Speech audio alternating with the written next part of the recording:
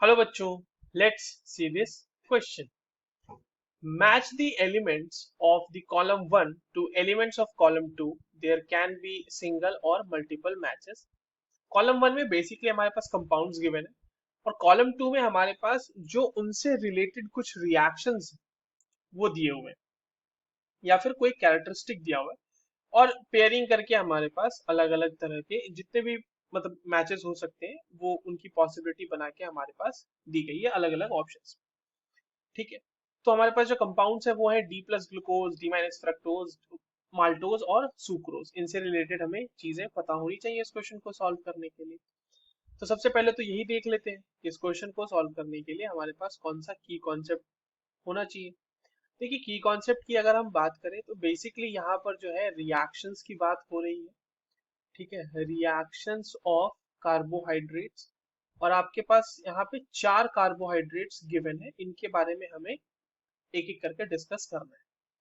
D plus glucose है और D minus fructose है. पहले इन दोनों को डिस्कस करते हैं. देखो, सबसे पहले एक बात तो आप समझ लीजिए यहाँ पे कि जो हमारे पास डी प्लस ग्लूकोज या डी माइनस फ्रक्टोज है, जिसको हम डी ग्लूकोज भी लिख सकते हैं, तो डी ग्लूकोज और जो डी फ्रक्टोज है बच्चों, ये हमारा मोनोसैकेराइड है. ठीक है, यानी कि ये सिंगल यूनिट है. वहीं पर जब हम माल्टोज की बात करते हैं या फिर हम सुक्रोज की बात करते हैं तो ये है डाइसैकेराइड, यानी कि इनमें दो मोनोमेरिक सॉरी दो मोनोसैकेराइड यूनिट्स मौजूद है. ठीक है. तो डी प्लस ग्लूकोज और डी डी माइनस फ्रक्टोज को एक साथ डिस्कस कर लेते हैं एंड माल्टोज को और सुक्रोज को हम लोग अलग से अलग अलग डिस्कस कर लेते हैं. Now coming to the very first जो रीअरेंजमेंट हमारे पास गिवन है पी ऑप्शन के तौर पे, which is Lobry de Bruyn van Ekenstein rearrangement. जितना पेचीदा सा नाम है इसका, उतनी ही आसान रीअरेंजमेंट है ये. बेसिकली क्या होता है, देखिए कि अगर आपने एल्कलाइन मीडियम लिया है, ठीक है, तो एल्कलाइन मीडियम में हमें, अगर आपने इसमें से किसी को भी ले लिया, चाहे आपने डी ग्लूकोज ले लिया, डी फ्रक्टोज ले लिया या डी मैनोज ले लिया, आपको ultimately mixture of D glucose, ठीक है, डी फ्रक्टोज और डी मैनोज ही मिलेगा. मिक्सचर ही मिलेगा आपको. और ऐसा क्यों हो सकता है वो समझते हैं. ऐसा होने का रीजन एक है कि इन सब के लिए जो कीटो इनॉल टॉटोमेरिज्म और उस इनॉल कीटो इनॉल टॉटोमेरिज्म में जो इनॉल फॉर्म है वो सब के लिए सेम है. क्योंकि हमारे पास ग्लूकोज और फ्रक्टोज दिया हुआ है तो हम इन्हीं दोनों की बात कर लेते हैं. देखिए, हमारे पास ग्लूकोज जो है बच्चों वो कुछ इस तरीके का दिखेगा, राइट. यहाँ पे CH2OH और यहाँ पे जो 4 आपके कार्बन है उसके ऊपर आपको OH OH OH इस तरह से लगा हुआ दिखेगा. ये आपका जो है ये स्ट्रक्चर जो मैं यहाँ पे बना रहा हूँ, ये किस चीज का स्ट्रक्चर है, ये आपका डी प्लस ग्लूकोज का स्ट्रक्चर है. अब इस डी प्लस ग्लूकोज को जब आप बेसिक मीडियम में लीजिएगा तो बेसिक मीडियम में इसका इनॉल फॉर्म बनेगा और वो इनॉल फॉर्म होगा कुछ ऐसा. ठीक है, यहाँ पे OH यहाँ पे H लगा हुआ रहेगा और बाकी जो नीचे का है मामला वो वैसा का वैसा ही रह जाएगा. ये H हो जाएगा और यहाँ पर HOH आ जाएगा. ये सेम इनॉल फॉर्म होता है फ्रक्टोज का भी. अगर आप यहाँ पे फ्रक्टोज बना लो तो सेम इसका इनॉल फॉर्म होता है. क्यों ऐसा हो पाया है, पॉसिबल क्यों है ऐसा? क्योंकि आप देखिए जो नीचे के 3 कार्बन है जहाँ पे OH और H के कॉन्फ़िगरेशंस को हम लोग स्पेसिफिकली मेंशन करते हैं, उनका कॉन्फ़िगरेशन सेम है इन 3 कार्बन का. आप यहाँ देखिए, इसमें देखिए और इसमें देखिए. उसके बाद जब यहाँ पे C डबल बॉन्ड C बन चुका है ये इनॉल फॉर्म में, तो ये किसी भी, अब इन दोनों में कार्बन में से दोनों के ऊपर OH लगा हुआ है तो ये कोई दोनों में से कोई भी कार्बोनाइल में कन्वर्ट हो सकता है. तो अगर ऊपर वाला कन्वर्ट होता है तो आपको ग्लूकोज मिल जाएगा और अगर नीचे वाला कन्वर्ट होता है तो आपको डी माइनस फ्रक्टोज मिल जाएगा. ठीक है, तो इस वजह से ये चीज पॉसिबल है. तो यानी फ्रक्टोज भी ये रीअरेंजमेंट शो करेगा और ग्लूकोज भी ये रीअरेंजमेंट शो करेगा। तो ए का मैचिंग पी से होगा और बी का भी मैचिंग पी से होगा, ये बात तो हमें ध्यान में रखनी है। यहाँ पे हम लिखते चलते हैं, ए का भी पी से कराया हमने, बी का भी पी से कराया, सी और डी का हम लोग देख लेंगे होता है कि नहीं। बेसिकली देखिए, सी में ये केस नहीं हो सकता, वो क्यों नहीं होगा, वो जब उसका स्ट्रक्चर देखेंगे तो वो समझ में आ जाएगा हमें। Now coming to the next thing कि ग्लूकोज और ये जो फ्रक्टोज है ये रेड प्रेसिपिटेट फेलिंग सोल्यूशन के साथ देते हैं कि नहीं देते हैं? तो बिल्कुल देते हैं। अब देखिए, अगर हम बात करें फेलिंग सोल्यूशन के साथ रिएक्शन की, तो ग्लूकोज जो है उसके साथ रिएक्ट करेगा, बिल्कुल रिएक्ट करेगा, और वहां पर ये रिएक्शन जो है ये बेसिकली ऑक्सीडाइज हो जाता है ग्लूकोज वहां पे। तो ग्लूकोज को मैं इस तरह से लिख ले रहा हूँ यहाँ पे, CHOH, ये होल 4 हो जाएगा और ये CHO हो जाएगा।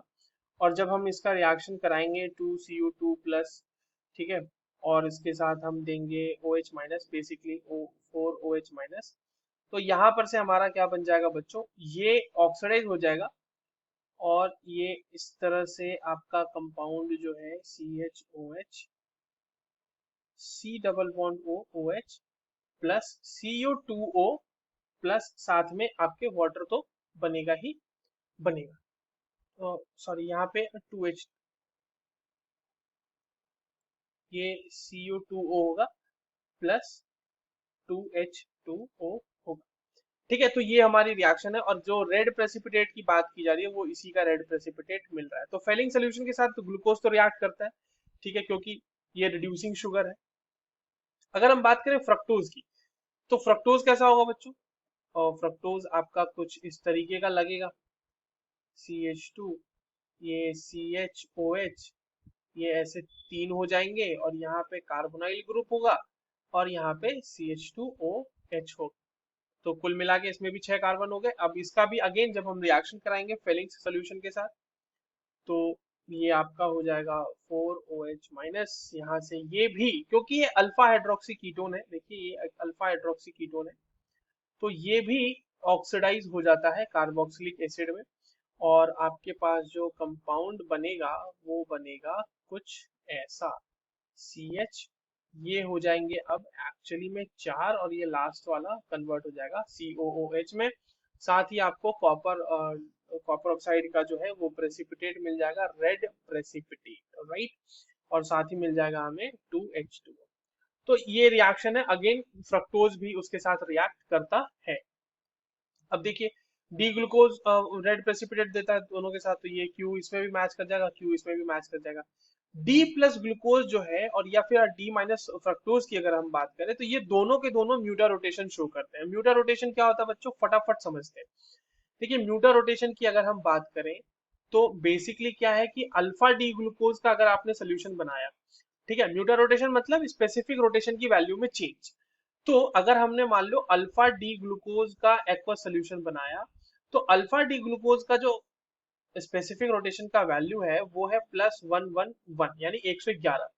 ये वैल्यू धीरे धीरे डिक्रीज करने लगती है एक्वा सोल्यूशन में, और वहीं पे अगर आपने बीटा डी ग्लूकोज का बनाया है सोल्यूशन, ठीक है, बीटा डी ग्लूकोज का अगर हमने सोल्यूशन बनाया जिसके अल्फा की वैल्यू 25 डिग्री सेल्सियस पे होती है +19.2 डिग्री, ये धीरे धीरे इसकी जो रोटेशन की वैल्यू है वो बढ़ने लगती है। तो बेसिकली एक्वस में क्या होता है, एक्वस मीडियम में, कि एक इक्विलिब्रियम मिक्सचर बन जाता है, जहां पे अल्फा डी ग्लूकोज धीरे धीरे बीटा डी ग्लूकोज में चेंज हो जाता है, और बीटा डी ग्लूकोज थोड़ा थोड़ा अल्फा डी ग्लूकोज में चेंज हो जाता है, एंड दिस हैपेंस। और इसी की वजह से जो आपके पास इक्विलिब्रियम मिक्सचर है उसका स्पेसिफिक रोटेशन का वैल्यू इन दोनों के कहीं बीच में आके लाई करता है। और एग्जैक्टली तो बीच नहीं बोल सकते, बट कहीं ना कहीं बीच में होता है, और वो होता है +52.5 डिग्री सेल्सियस। तो म्यूटा रोटेशन शो करता है, एंड फ्रक्टोज के साथ भी सेम होता है, फ्रक्टोज भी अपना म्यूटा रोटेशन शो करता है। ये इस वजह से हो पा रहा है क्योंकि आप देखो, ग्लूकोज में हेमी एसिटल है, हेमी एसिटल कहने का मतलब क्या, R डबल बॉन्ड OH, इसमें हमने CH3 दिया, CH3OH, प्रेजेंस इन एसिड, तो यहाँ पर क्या बन जाएगा, ये OH में कन्वर्ट हो जाएगा, ये OCH3 में कन्वर्ट हो जाएगा, और ये H। तो ये आपका, क्योंकि एल्डिहाइड के केस में ये बन सकता है, दिस इज हेमी एसिटल। तो क्योंकि हमारे पास अल्फा डी ग्लूकोज में हेमी एसिटल प्रेजेंट होता है, इसीलिए म्यूटा रोटेशन शो कर सकता है। और साथ ही साथ अगर आपने कीटोन लिया है, ठीक है, तो वहां से हेमीकीटल भी बन सकता है, और हेमीकीटल बनने की वजह से भी आप ये बोल सकते हैं कि वहां पे म्यूटा रोटेशन ऑब्जर्व होगा, और हेमीकीटल आपका कुछ इस तरीके का बनेगा, जो कि फ्रक्टोज में होता है। तो फ्रक्टोज और ग्लूकोज दोनों के दोनों म्यूटा रोटेशन शो करते हैं। तो ए भी आर से मैच कर जाएगा, बी भी आर से मैच कर जाएगा। नाउ एक बहुत ही इंटरेस्टिंग चीज है यहाँ पे, ऑक्सीडाइज्ड बाय Br2H2 यानी ब्रोमीन वाटर के साथ। देखिए ग्लूकोज ऑक्सीडाइज हो जाता है, बट फ्रक्टोज ऑक्सीडाइज नहीं होता है, और ये एक पॉइंट ऑफ डिफरेंस है आपके ग्लूकोज और फ्रक्टोज के बीच का। अगर आपने ग्लूकोज लिया है, ठीक है, तो ये अगर हमारा ग्लूकोज है यहाँ पे CH2CHOH CHO, ठीक है, दिस इज योर ग्लूकोज, ये बेसिकली चार होंगे। और अगर आपने इसका ब्रोमीन वाटर के साथ रिएक्शन कराया, क्योंकि ब्रोमीन वाटर बहुत ही माइल्ड ऑक्सीडाइजिंग एजेंट होता है, तो ये ग्लूकोज को ऑक्सीडाइज तो कर देता है, ठीक है, ये इस तरह से इसको ऑक्सीडाइज कर देगा कार्बोक्सिलिक एसिड में, इसके एल्डिहाइडिक ग्रुप को। पर फ्रक्टोज के साथ ये ऑक्सीडेशन रिएक्शन नहीं दे पाता है, ठीक है, नो ऑक्सीडेशन अकर्स। तो ये एक बहुत ही इंटरेस्टिंग पॉइंट ऑफ डिफरेंस है ग्लूकोज और फ्रक्टोज के बीच का। तो एस जो है वो ए के साथ मैच करेगा, बी के साथ मैच नहीं करेगा। देखिए टी दोनों ही केसेस में नहीं हो सकता, क्योंकि दोनों के दोनों मोनोसैकेराइड यूनिट्स है, और क्योंकि ग्लाइकोसिडिक लिंकेज दो मोनोसैकेराइड्स को आपस में जोड़ने के लिए होता है, तो इन दोनों में पॉसिबल तो है नहीं। अब हम आते हैं माल्टोज और सुक्रोज के ऊपर। देखिए यहां पर जो स्ट्रक्चर आपके सामने बना हुआ है बच्चों, ये है सुक्रोज का स्ट्रक्चर, ठीक है। सुक्रोज का स्ट्रक्चर है जहां पर सुक्रोज जो है एक डाइसैकेराइड है, जहां पर डी ग्लूकोज यूनिट है एक इधर वाला, और इधर वाला हमारा डी फ्रक्टोज यूनिट है। और यहाँ पर जो आप ये बॉन्ड देख रहे हैं ना, ये दोनों मोनोमेरिक यूनिट्स, मतलब दोनों मोनोसैकेराइडिक यूनिट जो जुड़े हुए हैं, यही है आपका glycosidic linkage. This linkage is only called as glycosidic linkage, और ये 1-2 लिंकेज है यहाँ पे, ये 1 2 3 4 5 6 डी ग्लूकोज का फर्स्ट कार्बन, और फ्रक्टोज का ये दूसरा कार्बन होता है, क्योंकि यहाँ नंबरिंग एस से स्टार्ट होती है, 1 2 3 4 5 एंड 6। तो ये है C1 C2 linkage, C1 C2 linkage है यहाँ पे, ठीक है। नाउ एक चीज यहाँ पे और ध्यान देने वाली बात है बच्चों, कि सुक्रोज जो है वो एक रिड्यूसिंग शुगर नहीं है, ये रिएक्ट नहीं करेगा, नॉन रिड्यूसिंग शुगर है ये, नॉन रिड्यूसिंग शुगर, ठीक है, नॉन रिड्यूसिंग शुगर हो गया। अब आते हैं एक और चीज पे देख लेते हैं, तो रिड्यूसिंग शुगर अगर नहीं है तो ये फेलिंग सोल्यूशन के साथ रिएक्शन नहीं करेगा, यानी इसका ऑक्सीडेशन नहीं हो सकता, तो ये क्यू के साथ मैच नहीं करेगा। हमने देखा कि डी में सुक्रोज की बात कर रहे थे हम पहले, तो वहां पे हमें C1 C2 ग्लाइकोसिडिक लिंकेज देखने को मिला, इसलिए टी से तो मैच करेगा।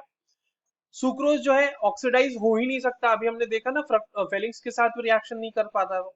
ये म्यूटा रोटेशन भी एग्जिबिट नहीं करेगा। म्यूटा रोटेशन एग्जिबिट क्यों नहीं करेगा? क्योंकि इसमें बच्चों हेमी एसिटल का प्रेजेंस नहीं है, ठीक है। आप एसिटल बन चुका है यहाँ पे, और एसिटल्स जो होते हैं वो म्यूटा रोटेशन नहीं शो करते। क्यों एसिटल? अब एसिटल किसको कह रहा हूँ, किस तरह से समझ सकते हैं आप एसिटल को? एक स्लाइड पीछे जाते हैं, यहाँ पे आप देख लीजिए एसिटल किस तरह कहते हैं।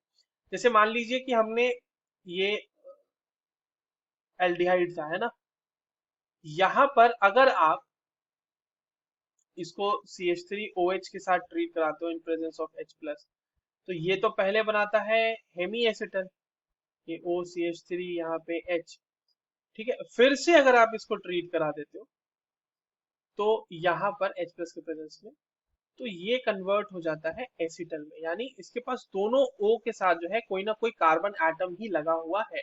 हेमी एसिटल में एक OH होता है और एक OR ग्रुप होता है, बट एसिटल में दोनों के दोनों OR ग्रुप ही होते हैं। तो म्यूटा रोटेशन शो करने के लिए, या फिर टॉलेंस रिएजेंट के साथ रिएक्ट करने के लिए, या फिर फेलिंग्स रिएजेंट के साथ रिएक्ट करने के लिए हेमी एसिटल ग्रुप का होना बहुत जरूरी है। बट यहाँ पर देखिए आप, ऑक्सीजन, ये कार्बन को अगर हम ध्यान से ऑब्जर्व करें, तो यहाँ पे ऑक्सीजन ये कार्बन से लगा हुआ है, और इधर भी ऑक्सीजन ये भी कार्बन से लगा हुआ है, एसिटल ग्रुप।